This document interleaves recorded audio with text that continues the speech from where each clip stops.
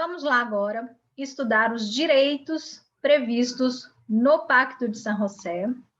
Acompanhe aí pelo texto de vocês. No artigo 3º, nós temos o direito ao reconhecimento da personalidade jurídica, e o que nos chama a atenção aqui nesse artigo 3º é o fato de não termos uma correspondência expressa para esse direito no nosso texto constitucional.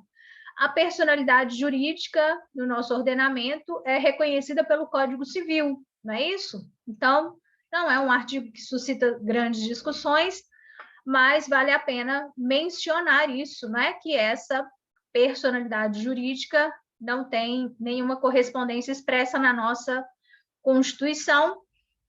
O Fábio Conder Comparato diz que esse é o direito a ser reconhecido como pessoa, né? Como já disse aí, o direito a ter direitos na visão de Hannah Arendt, e a denegação desse direito seria uma completa violação à dignidade, na sua forma mais radical seria a escravidão.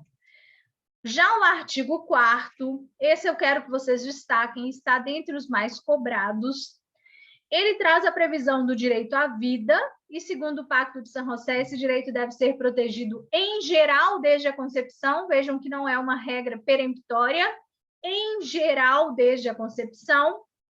Isso é importante, porque aqui a Convenção abre um espaço para que os países, excepcionalmente, possam tratar de questões que são polêmicas, controversas, não é? Como o aborto em situações específicas.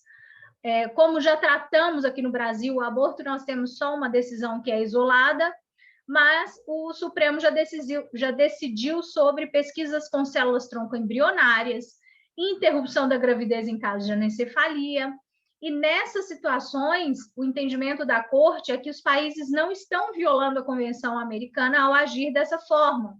Eles teriam um espaço para interpretarem, agirem, desde que, em geral, eles protejam a vida desde a concepção, tá? Então, muito importante, não é uma regra absoluta e valida decisões como temos lá no STF acerca desses temas que são tão polêmicos. Agora, o que mais nos chama a atenção no artigo e o que é mais cobrado em prova são as previsões acerca da pena de morte. O pacto traz uma ideia de abolição progressiva, ainda não se fala em total abolição da pena de morte. A ideia é que os países vão trabalhar para abolir essa pena de morte, aqueles que já aboliram não podem restabelecer, então essa regra, sim, é absoluta, né? Não pode haver um restabelecimento da pena de morte, e aqueles que ainda prevêem a pena, eles têm que cumprir alguns requisitos, digamos assim, não é? Para que essa pena seja considerada válida. Então, só para crimes que sejam mais graves, e não pode haver conexão com delitos políticos, né? Não vale para delitos políticos, nem crimes comuns conexos com políticos, e ela não pode ser aplicada, além dessa questão de crimes políticos, a menores de 18 anos ou maiores de 70 no momento da prática do crime, e nem aplicada a mulheres em estado gestacional. Isso é muito cobrado, são previsões parecidas com as do Pacto dos Direitos Civis e Políticos, só que lá não consta maiores de 70. E atenção, não são maiores de 60, são maiores de 70 anos. A idade eu verifico no momento da prática do crime, o estado gestacional no momento de aplicação da pena. O condenado deve ter sempre resguardado o direito de pedir anistia, indulto e comutação da pena. Obviamente, a pena de morte não pode ser executada antes de ele receber uma resposta quanto a esses pedidos. E aí nós vamos ver que, na semana que vem, nós vamos estudar um protocolo adicional ao Pacto de San José, que esse sim trouxe a ideia de abolição da pena de morte, mas ainda trazendo uma situação excepcional, que é justamente a situação na qual o Brasil se encaixa. Por isso é que o Brasil consegue manter pena de morte em caso de guerra declarada sem violar tratados internacionais, igualzinho nós estudamos lá no Pacto dos Direitos Civis e Políticos, certo? Então, esse artigo 4º, muito importante para fins de prova. Também o artigo 5º aparece com frequência, ele resguarda o direito à integridade pessoal, estamos falando de uma integridade física, psíquica e moral. É claro que uma pessoa privada de liberdade continua sendo uma pessoa e deve ser tratada com respeito, com dignidade. E aí nós temos aqui a proibição da tortura e outras formas, né, outras penas ou tratamentos que sejam cruéis, desumanos, degradantes. A ideia do princípio da pessoalidade da pena, a pena não pode ultrapassar a pessoa do condenado. Vejam que algumas traduções, como essa que eu utilizei aqui, trazem a palavra delinquente, é um termo que politicamente não é correto, tá? Não utilizem nas respostas, a menos que vocês estejam citando o pacto, mas ainda assim eu sugiro que vocês troquem para não usarem essas palavras que não são bem vistas, porque trazem um estigma muito grande, tá? Então, vamos pensar aqui no condenado, ao invés do delinquente. A regra geral de separação de quem já foi condenado, daquele que está sendo processado, né? O não condenado, ainda não condenado. Mas vejam que aqui tem uma ressalva, deve haver essa situação, salvo em circunstâncias excepcionais. Às vezes, essa é a pegadinha da questão, que vai te dizer que o pacto traz como uma regra absoluta essa separação. Falso, é só uma regra geral, mas temos a previsão de circunstâncias excepcionais. Os menores, se puderem ser processados, devem ser separados dos adultos, e deve haver um tribunal, uma justiça especializada para julgá-los com a maior rapidez possível. Muita atenção! As penas privativas de liberdade devem ter por finalidade essencial a reforma e readaptação social dos condenados. Reforma e readaptação social dos condenados. Em nenhum momento o pacto fala de punição, de retribuição, é reforma e readaptação social dos condenados. Guardem isso. Na prova da Polícia Civil do Paraná, nessa parte da matéria que envolvia a discussão desse artigo do Pacto de São José, eles trouxeram a súmula 647 da STJ, então, a partir daí, eu coloquei no meu material e gosto de chamar a atenção de vocês.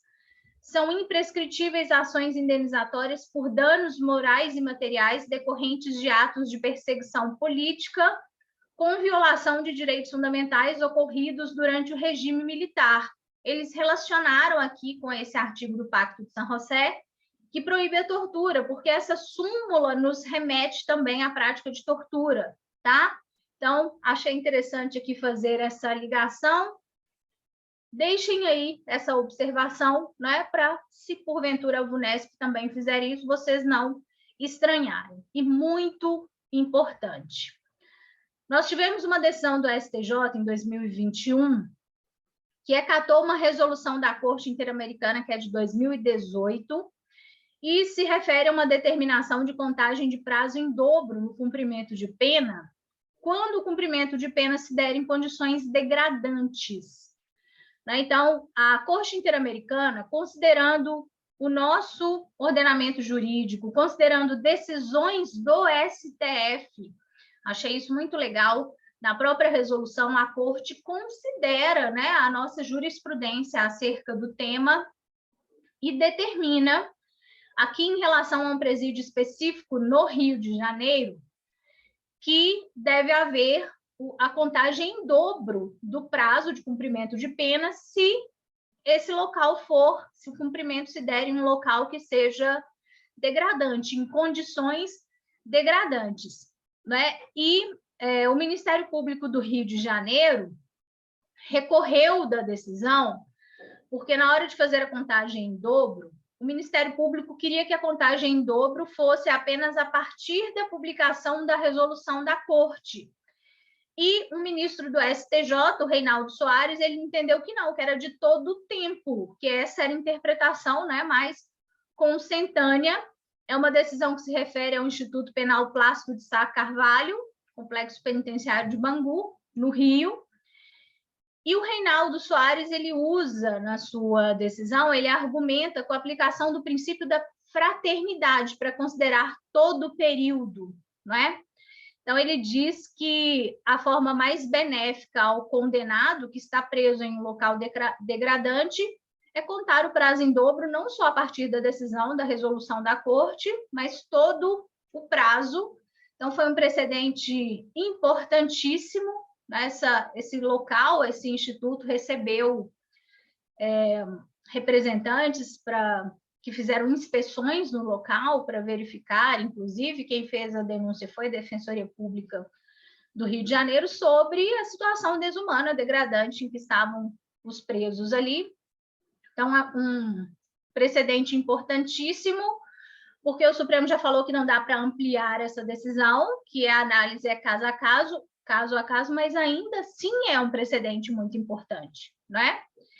E achei legal os argumentos utilizados pelo ministro, o princípio da fraternidade, a ideia de que a interpretação pro homine ou pro persona, né, é a que deveria ser aplicada aqui no caso. Tem alguns requisitos, algumas regrinhas, depois vocês leiam aqui a notícia por completo, mas foi super interessante essa decisão do STJ, ainda não vi sendo cobrado em provas e aposto muito que isso pode aparecer, talvez não em direitos humanos, mas lá em processo penal, por exemplo, né? Então, fiquem atentos a essa decisão, que é recente, do STJ, e que se baseou em uma resolução da Corte Interamericana, e falou-se aqui em princípio da fraternidade, princípio interpretativo pro homine, né, ou pro persona.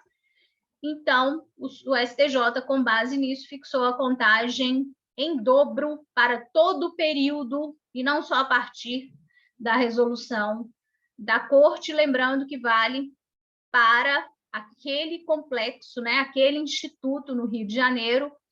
Eles entenderam que a decisão, já em 2022, e aí eu acho que foi o Supremo, entendeu que não dá para ampliar essa decisão para qualquer estabelecimento penitenciário, que a análise é sempre caso a caso, tá? Então, muito legal essa decisão e está relacionada a esse artigo 5º do Pacto de San José.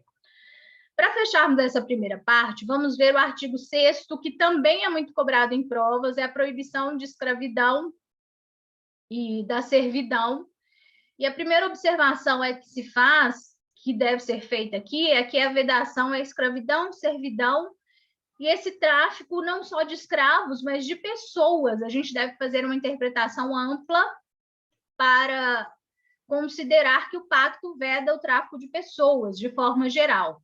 O que eles mais cobram em provas e que vocês devem memorizar? O que eu coloquei aqui, gente, em destaque, de amarelinho aí, o que não constitui trabalho forçado obrigatório. Tudo bem, não podemos ser submetidos à escravidão, servidão, o tráfico está proibido, não podemos ser submetidos a trabalho forçado obrigatório, mas o que não se considera como trabalho forçado obrigatório, que, portanto, não viola direitos humanos. Trabalhos ou serviços exigidos normalmente de pessoa que está cumprindo pena, que foi condenada. Obrigar o preso a trabalhar não constitui trabalho forçado ou obrigatório. Obviamente, condições dignas de trabalho, tá? Essa é a principal pegadinha. Porque quando o aluno vê escrito na questão que o trabalho obrigatório do preso não constitui trabalho forçado ou obrigatório, o que ele tende a pensar? Está falso. E é verdadeiro. Então, é lógico que a banca já faz, né, de forma maliciosa, usando aí o termo de uma forma que não é a melhor, mas fica correto. O serviço militar obrigatório ou a prestação alternativa a esse serviço, o serviço imposto em casos de perigo ou calamidade que ameaça a existência ou bem-estar da comunidade, trabalho ou serviço que faça parte das obrigações cívicas normais, ser mesário nas eleições, ser jurado no tribunal do júri, igualzinho nós estudamos lá no Pacto dos Direitos Civis e Políticos. Lembram-se? Mesma previsão, e a banca gosta de cobrar também aqui esse artigo 6º, então merece destaque. Até agora nós já vimos aí 3 artigos que merecem destaque, 4º, 5º e 6º, e já vamos ver o 7º, que por razões óbvias nós vamos ver que também merece um grande destaque no estudo de vocês.